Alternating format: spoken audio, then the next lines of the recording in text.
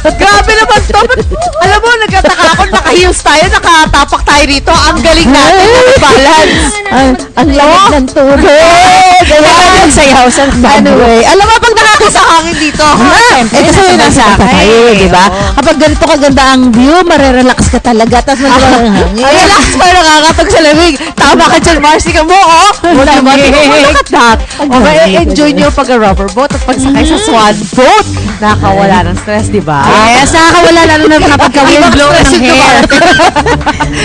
Yan ang bibida sa atin ni Nabubay at Hero dyan sa Cavinti, Laguna. Kamusta ang inyong early pamamasyal dyan? Kami dito okay na okay. Saan ka pupunta?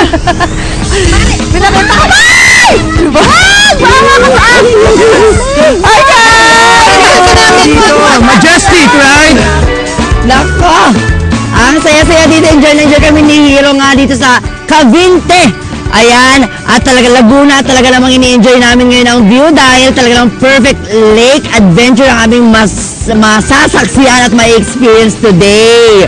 Diba? Perfect to para sa inyong family, sa mga mababarkada, sa mga magjowa, o kaya kayo loner at gusto nyo magmuni-muni, pwede nyo gawin yan dito. Diba, Hero? Yes, Bubay, at isa na nga sa mga activities na pwede nyo gawin dito, etong ginagawa namin, ang air lounge, kumbaga para siyang lounge, pero nasa ibabaw ka ng tubig. At kasya dito ang 4 hanggang 5 tao, depende sa size nyo.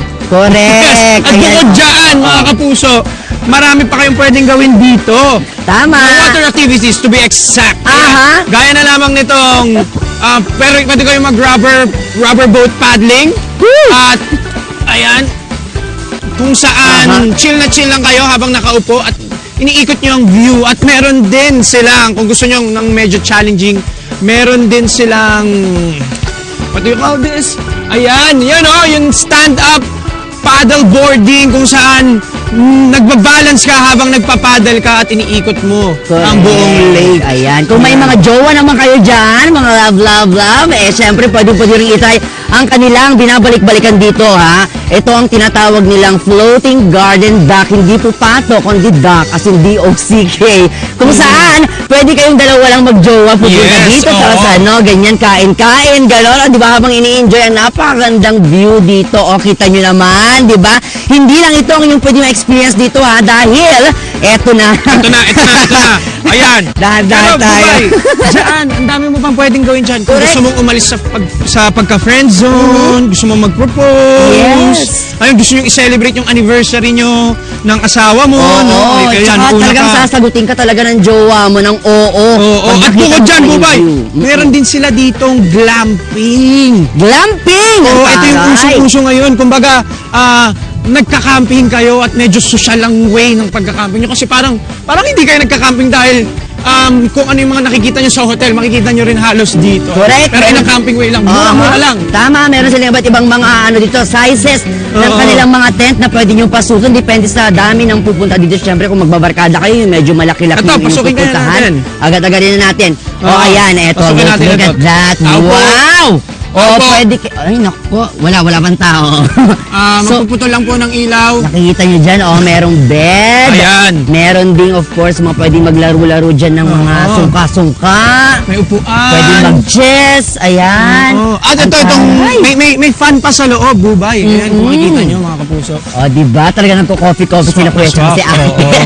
Ang taray, enjoy na enjoy sila. At bukod dyan, eto naman, kung gusto nyo naman mo, syempre, pagkapagkain, meron dito ihaw-ihaw. Kung baga napagod kayo mga kapuso sa mga activities dito. At Bubay, sa gabi, pwede kayong mag-movie marathon ng mga kasama mo. Ayan, dito. pwede nyo pa-special yan habang nakaharap kayo dyan sa lake natin. Ate, ang lalaki ng tilapia dito, no?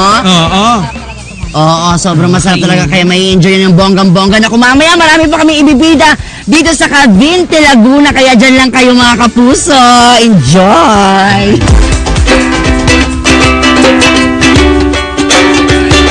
Yes, mga kapuso, nagbabalik po tayo dito sa Cavinti, Laguna at ini-enjoy pa rin namin ang napakagandang Sierra Lake, di ba, Hero? Yes, sinabi mo pa, Bubay. At syempre, after kumain, after ng mga fun activities sa lake, pwede nyong subukan ang kanilang very relaxing na rooftop jacuzzi. At kumbaga, Correct. doon sa rooftop ay nakaka-relax na at nakikita mo pa yung buong view ng Sierra Lake. Tama. At kung di nyo naman bet naman, halimbawa mag-tent dito, pwede nyo rin i-try ang kanilang tinatawag na Kubotel, ang Kubo na Hotel. Ayan, di ba, Tara? Yes! At para sa mga gustong pumunta dito, Tama. pwede kayong magpa-book at Aha. pwede rin kayong magpa-reserve sa kanilang page. Ayan. Ang pangalan ng place ay Black Camp.